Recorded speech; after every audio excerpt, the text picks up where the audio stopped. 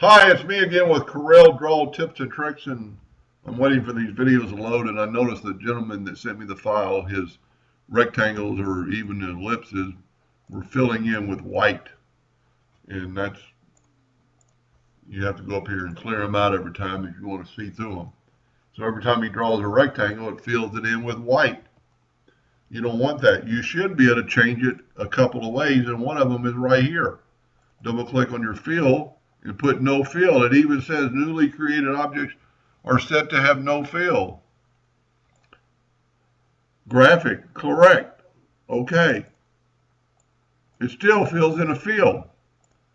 The best, and you can do it down here with the edit field tool. The best way I've ever found to do it is click on your no fill at the top of your color palette and press OK. Then when you draw a rectangle, it will not have a background. That's pretty important. You would think you'd be able to do it here or even here with edit fill, but it doesn't change it as good as this does. Anyway, I hope that helped a little bit. Thank you for watching.